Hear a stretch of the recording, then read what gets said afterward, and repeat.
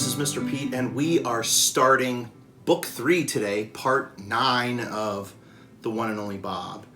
And we left off with book 1, where we had Bob's backstory. We learned all about how Bob got to Julia and George's through the Exit 8 Big Top Mall and Video Arcade.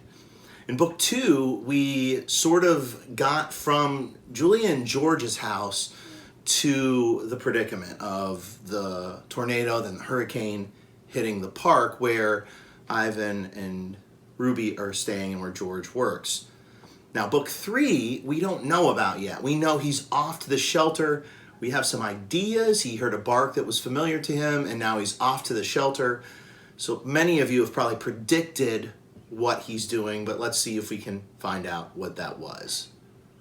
Looking.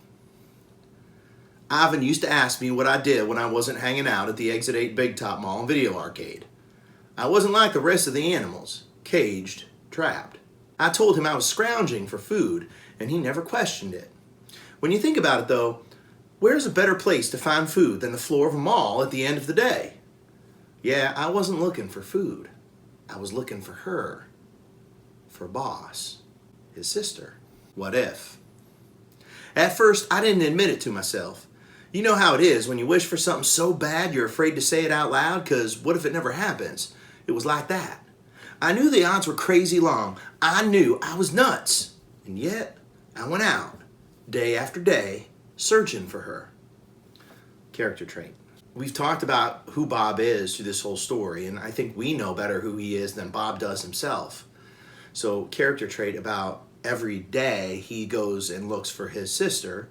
Beyond that, why is he only looking for his sister and not the rest of the dogs? I think we probably can make a guess.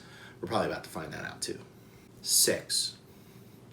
There had been 6 of us in the litter, so why was I only looking for her? Because it was her bark that I'd heard. After the box landed, even after the truck roared past, I heard it. A whimper bark, howl, cry. Something I've never heard since. She survived, at least at first. I survived. The rest of them didn't. Relieved. And what did I do when I heard that bark? Did I run toward it? Did I try to find her, to save her? No. No. I was just a few weeks old, helpless, useless. The cries stopped almost as soon as they started. And you know what? Part of me was relieved. I didn't want to have to go back onto that highway. I couldn't bear wanting to rescue her and not knowing how. I didn't want to see her die. But mostly, I was afraid. So you talk about how he doesn't consider himself a hero for doing all those things that man's best friend dogs do. But he does do all of those things. But that day, when he was a puppy, he didn't. And he's never forgiven himself. Coward. I was afraid. A coward. There's a certain freedom that comes with owning your faults. Was he a coward? The wind. Every day I went looking for Boss, up and down that same barren stretch of highway.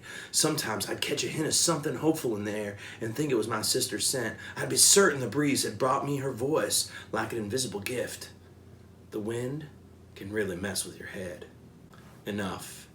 After a while, I stopped going to the highway, stopped looking. It was a relief to give up. I had enough to worry about. He did. As free as he was, he didn't have a home. He had to look for food every day. It was tough. My paddles. As I run from the park, I keep hearing my sister's yelp in my head. Still, with every step, my doubts grow. Sometimes we hear what we want to hear. The animal shelter is close, just down the street. There's nothing quick about the trip.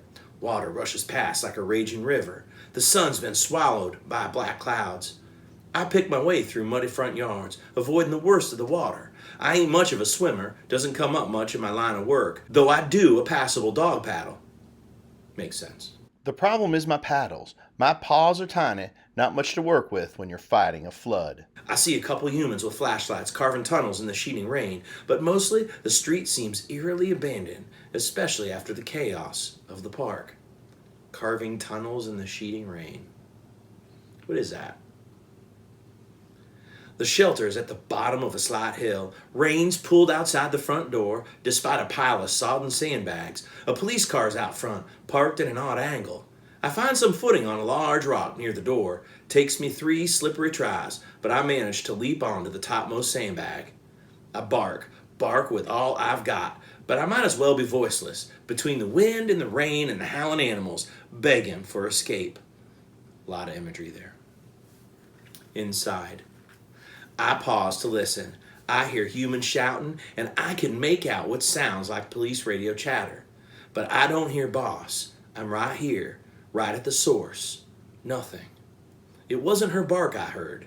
She's dead, and I'm crazy, and hearing things, and drenched, and shivering, and where's Julia? Where's George? Hey, little guy. The door eases open, just a crack. Every bone in my body, every smart part of my doggy brain says, run! This is an animal shelter, a flooding one apparently. My sister isn't here, and I still have to find George and Julia. The door moves. Swoop! The loop comes down around my neck so fast that for a moment, I don't know what it is. It's like a cowboy's lasso, the kind in old Western movies I used to watch with Ivan. But this lasso is at the end of a long metal handle, and at the end of the long metal handle is a man. Stay calm, buddy.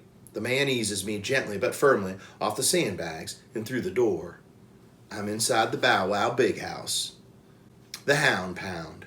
The Pet Pokey. Oops. He got caught and is now getting put in a dog pound that's getting flooded, looking for a sister who's probably not alive. The Return of Snickers.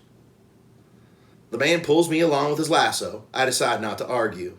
We enter a small room stacked with animal-filled metal cages, and I'm assaulted by the howls and hisses. The cold water on the floor sloshes as we walk, just skimming my belly.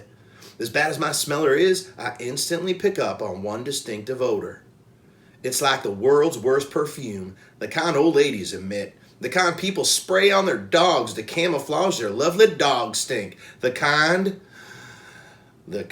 Snickers wears. I catch a glimpse of her in an upper cage, bedraggled bow in her droopy hair. Snick, baby, fancy meeting you here, I say. You look good behind bars.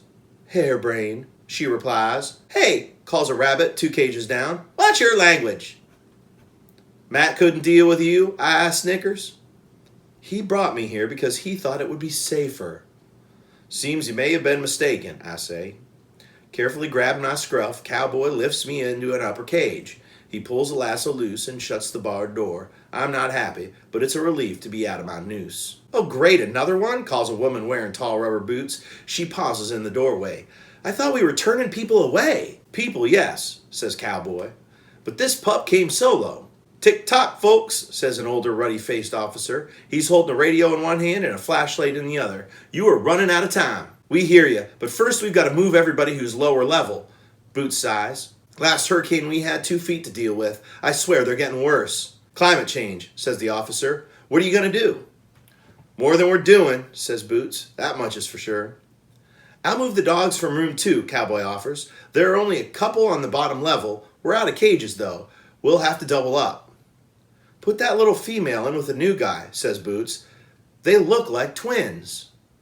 I'm shivering, and it's not because I'm cold. I press my hurt nose to the metal bars. I smell something. I do. I hear something. I do. Cowboy returns, dog in arms. A bark. That bark. The door to my cage opens. Hey, I say automatically, even as my heart is already whispering the truth to me. They call me Bob. They call me Boss, says the voice. But by now I know. Of course I know. And I'm howling with joy. It's Boss, his sister, alive.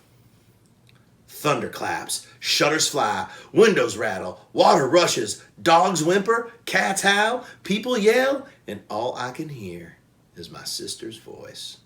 Yep, that's that part of the movie where a big moment happens and everything goes mute except for the 2 main characters. And right now it's Bob, of course, our main character, and then Boss, his sister, who we haven't met really till now, although that brief little moment in the first couple of chapters in book 1. But now, obviously, she springs into main character status. catching up. We lick each other, sniff, yelp, circle, wrestle. Neither of us ever the touchy-feely sort, but sometimes you just gotta let it all out. Wow, says Cowboy, watching us. You'd think they knew each other. Tough. Boss isn't anything like I remember. She's scrawny and flea-covered. Her left ear has a big notch in it. Her fur is dull. Her body scarred. Her tail cut short. I'm afraid to ask how that happened. She's clearly had it tough. Really tough. I thought I heard your bark, I say, but then it stopped. Figured I was crazy. I was napping. In this chaos, I ask. I can sleep anywhere. It's a gift. Boss nibbles on a toenail. Funny thing is, I was having a dream about you. Must have caught a whiff of you in my sleep. I can't stop staring. Boss, here with me. What? She asks when she catches me looking at her. I was just wondering, I say, about your life. Do you have, anybody? You mean like humans? Nope. She gives a little flick of her stubby tail. Never have. Never will. Well, that sounds familiar. You been on your own this whole time? I flash on my cushy bed, my lovely food bowl, the way everyone knows just how I like my ear scratches. Yep. How'd you end up here? I was out scrounging for food, just had another litter, and I was tired, off my game. Animal control got me. She licks a nasty cut on her front paw. Wait. My ears prick up. So, you have puppies? That would make me an uncle, a dog uncle, on top of being an honorary elephant uncle. Had the last batch 7, maybe 8 weeks ago. She scratches at a flea. Last batch? I repeat. You mean you've had others? Yep. What happened to them? Dunno. It's not like they come home for the holidays, Bob. Boss lies down on the old towel lining our cage. Or should I call you Rowdy? She considers. Nope. No, I like the sound of Bob. Me too. Anyway, Boss says, mostly they're dead, I guess. You never know, though. Maybe a few got rescued. She's so matter-of-fact, so resigned. This last litter, well, I thought I was on to something. Found this little car, those ones that look like a big old bug, abandoned, right down by the creek, near that bridge, easy access through a hole in the floorboard, blanket in the back seat. She pauses. All the amenities. How many puppies? I ask. 3, but only 1 survived, a male. The other 2 were pretty sickly and, well, Something crashes into the front office. Sounds like a window has been broken. We gotta get out of here! An orange-striped cat howls. He throws himself against the front of his cage, then pokes out his paw, grabbing for the latch. I'm too young to die! When they caught me, Boss continues, ignoring the cat, I barked for the puppy to sit tight, wait, told him I'd be right back. She sighs. Nice. Last thing he'll ever hear was a lie. What's his name, the puppy? She looks at me like I asked her if she's ever been to the moon. I don't name them, Bob. Just makes it harder. Below us, the water's slowly rising, feeling the empty lower cages. We watch the humans rush back and forth, carrying buckets as if they can stem the tide. There's nothing to do, nothing to say, and nowhere to go. Can make a couple of predictions there. What's going to happen? And what happened to the puppy? Not right. I stare at my sister and try to imagine all the pain she's endured. And here I thought I'd gotten the raw deal. To lose your pups, to wander alone, to struggle for every drop of water, every crumb of food. I mean, I experienced a little of that, but Ivan and Stella kept me going, and then Julia and her family. Why me? What's so special about me? Is it really that I'm more resilient? That I've made my own luck? Am I somehow better than Boss? More deserving? It's not right, I blurt. Not right. You should have had it worse than me. Well, if you want to talk about not right, you and I both had it a whole lot better than our siblings, Boss says. I will never forgive those people for what they did to us, I say through clenched jaws. Really? Boss seems surprised. If I held on to that much anger, I'd never get out of bed. Not that I've ever had a real bed. She sniffs at the towel beneath her feet. This towel's kind of nice, actually. So here's where we need to stop and talk about perspective.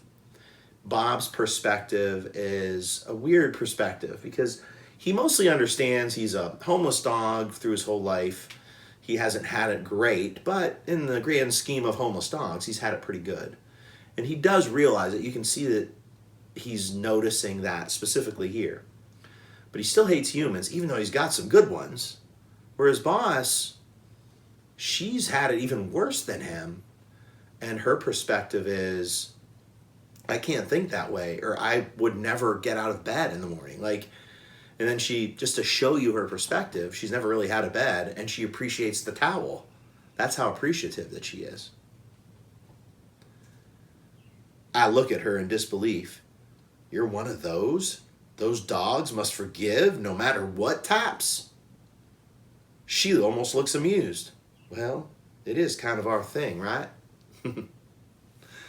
When someone does something hurtful, they have to admit it, I say. Then they have to be punished for it. And maybe then, if they apologize and change, maybe, then they get forgiven.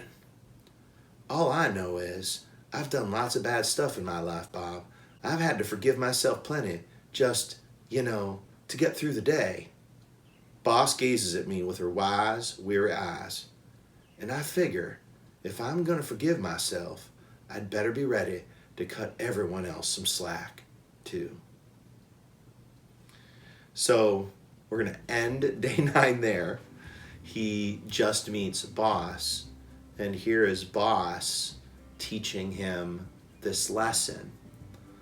And he's teaching Bob that you can't judge somebody by the worst thing that they do. You have to learn to forgive so that you can move on.